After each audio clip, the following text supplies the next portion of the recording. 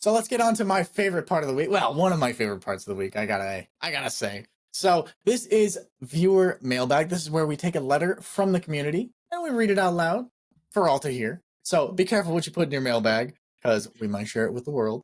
Uh, but today's header is $93,000 in credit card debt. Finally gone. How about that? So let's Cool. I thought I was going to go the opposite way, so that's awesome. It usually does. It usually is. There's no finally gone on the sentence. It's usually just, hey, I'm 100 grand in debt. Please help. So this is a success story. So let's lock in, grab your popcorn. Let's get into it. So 12 years ago, 7 cards, $93,000. It still doesn't feel real to say those words out loud, much less write them down. But here I am, staring at the receipt for my final payment. It's over. Finally.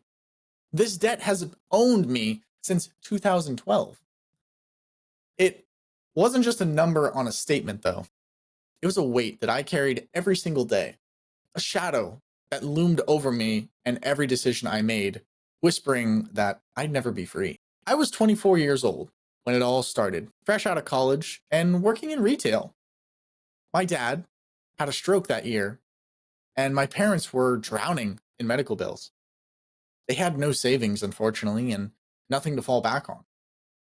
And I felt like, since I was the eldest kid, I needed to step up. I maxed out one card, then another.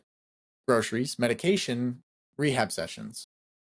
I convinced myself that I was doing the right thing, that helping them was my duty. I thought I could handle it, that somehow it would all work out. Totally understand. Dude, this is the part that frustrates me, is like how effed up our medical system is, that a 24-year-old feels the need to go into debt to like rescue their parents. Yeah, this is why we kind of preach taking financial responsibility, right? Because life can take a turn at any moment, a whole 180. So it's good to have your house in order so you don't burden other people with it. But thankfully, they raised a very good kid, a loving kid, right? Because some kids would say, hey, best of luck. Deuces. Deuces. I see it Thanksgiving. Oh, man. So, all right. But by 2015, it hit me. I couldn't even afford the minimum payments anymore. The interest ballooned so fast that I couldn't even... the interest ballooned faster than I can earn. Oh my goodness. Oh my goodness. That's rough. I was trapped in this cycle. Every month digging deeper into a hole I had no idea how to climb out of. I stopped opening statements. Stopped answering calls from unfamiliar numbers. My anxiety was through the roof. I felt like a failure. And not just to myself, but to my parents. If anything, I'm going to put a pause right there. Shouldn't feel like a failure, especially to your parents. Especially to your parents. I'm going to continue. I tried to save them, but now I couldn't even save myself. Then, in 2017, I got lucky. Congratulations, luck is nice. I landed a part-time gig at a tech startup. It wasn't glamorous. Customer service, to be honest. Answering endless emails, but it came with bonuses and eventually some stock options. For the first time in years, I saw a sliver of hope. I threw myself into my work. Every extra shift, every side hustle, I even sold my car. I moved into the tiniest, cheapest apartment I could find. I bought a hotel. No vacations, no new clothes, no social life. Just me, a microwave, and a stack of instant ramen. How about that? Sometimes that's what it takes. Friends would invite me out, but I couldn't go. Not just because I couldn't afford it, but because I was embarrassed. I didn't want to explain why I was turning down yet another event, yet another invite, why I wasn't at their wedding, at their parties, at their anything. For years, it was just me and the grind. Wake up, work, budget every dollar, throw it at the debt, and repeat. And then at last, it happened. I made the final payment. I stared at the screen, waiting for the confirmation to pop up, and when it did, I broke down. 12 long years, over a decade of my life, gone in interest payments and stress, and not to mention those sleepless nights. And now, I'm finally free. No more creditors, no more shame, no more feeling like I'm drowning. If you're in this kind of hole, I wish I could tell you that there's some magic solution, but there isn't. It's hard. It's lonely. It takes sacrifices you didn't think you'd have to make. But if you're hearing this and you're in that place, I want you to know something. It's not hopeless. You can get there. It may take years, and probably will. But you can climb out of it. Just take it one step at a time, $1 at a time.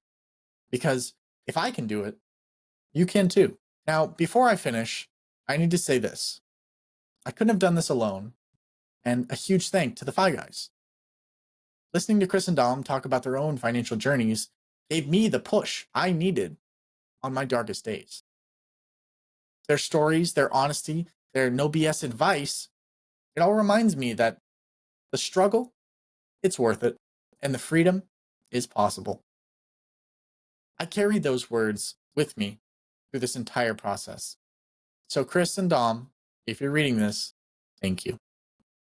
You didn't just help me change my financial situation, you helped me get my life back. From 12 years down, no debt to show, finally free, and I'm ready to grow. Dang, man, I got goosebumps from that one. I'm almost crying. That's yeah, chills. That's great. That is, oh man, beautiful. Beautiful. Well, first off, to our reader, I want to congratulate you and thank you for thanking us. But like, we're not the heroes here. Like, you're the hero here, man. Yeah. Like, you did the hard work. Yeah. Like, we just like cheered along from the side, not even knowing who you were. So yeah. And that's so true. It's so true. Don't put the victory on us. The victory is yours. And wear it like a freaking badge of honor. And anytime you feel down, just remember, like, yo, I was $93,000 in debt. My family needed me. And you know what? I stepped up. It cost me a lot, but I dug myself out of that hole. Put it in that mental cookie jar of something difficult that you did. That took sacrifice. That no one can really understand. And when you need that, pull it out of that cookie jar and read it, right?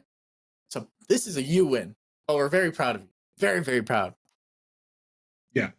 Yeah, you definitely did something very, very special there. So, I mean, there's really not a lot that, I mean, I like these ones where someone sends in the things that they won in because I don't really have to say anything. Well, I guess what I would say is you can always get better and it's going to take time, one step at a time, just like he said. And there's going to be a lot of times you're going to feel like I'm not making any progress. And that's just the journey. That's the way it is. I mean, it's just like that way for financial independence. You start off really hard. You're like, okay, I need to learn how to save. I need to learn how to do all these things. And then you're like, you have a lot of momentum at the beginning. And then you hit this thing called the boring middle. And the boring middle is when you're making progress, but you don't feel it because you're not making quick progress anymore. Just like when you go to the gym, your first few days, you're seeing all this, you know, clothes start feeling a bit looser or maybe tighter, depending on what you're going for. Yeah. You know, you start looking at your arms, you're like, oh yeah, I look great. And then you do it for a few months and now the progress kind of slows, almost stops. And you're like, am I even doing anything? Is this even worth it anymore? Of course it's worth it. You keep it going every single day until eventually you get to look back because you're never going to actually reach your destination. But you'll be able to look back and be like, wow, look how far I've come. I want to touch on another thing though, is that it saddens me when we read where he talks about not going to his friends' weddings, not going out to eat, not going out to do all these things and sacrifice. And the reason it saddens me is because I've lived that life before too. You know, I wasn't even in debt. I was just at such a place in my life that I needed to escape. I needed to get out of it, out of being holding to another person to make a paycheck. And I saved and I saved and I saved and I didn't spend my money. And while it set me up for the life that I have now, looking back on it, I don't think I would have sacrificed my 20s to be able to be free in my 30s. I wish I could have just had more fun in my 20s and maybe delayed it 5 or 10 years and still been fine. So if you find yourself in this place where you're in debt, yes, you need to get rid of the debt and you can still live for today. And what that balance is of throwing the money all at the debt and throwing the money at living today is, I'm not the person to tell you what that is. I don't know. The reason I don't know is because it's an individual decision, and everyone needs to find that for themselves based off of you and what you're able to do and what you're able to sleep well at night with. Because there's a bunch of people online who say, if you have debt, you're a bad person. If you're living for today only, you're a bad person. Nothing in life is black and white. They're all shades of gray. Listen to yourself, listen, and if you ever need help on that, reach out to people. But if there's somebody who's telling you there's only one way to do things, you need to run away, because there's the one way that worked for them. That doesn't mean it's going to work for you every single time. People that are too dogmatic, I don't want anything to do with them. Like 100%. 100%. Yeah, anytime anybody says, like Chris says, this is the one way. This is a way. It's a way. Yeah, that kind of breaks my heart a little bit. Breaks my heart what the sacrifice, what it took. I'm happy they did it, but I'm sad that it had to happen in the first place. Granted, they're stronger now because of it, and I'm grateful for that. But it's avoidable. The initial I don't event. know this. I don't know if this was, I mean, he probably shouldn't have done that and like put stuff on his credit cards for his parents, but you know, we could go back in time and be like, your parents should have thought harder. Your parent, we could probably point the finger at every single person. Whose fault is this? Yeah. And at the end of the day, it's really no one's fault, and it's everyone's fault. And that's the sucky part about it. But he was the one that took it on himself. And for him to say, I didn't feel like I was worthy, like I let my parents down. Yeah, you can look at it that way, or you can look at it that your parents let you down. I'm not saying that either one of those ways is right and one of those ways is wrong, but which one of those ways serves you and allows you to move forward? What's serving you? Ask yourself that question as you go on, because now you're at this place where you've just watched your net worth go from negative all the way to zero. And now you might start comparing yourself to people and be like, oh man, I'm only at zero. Like, look at that guy.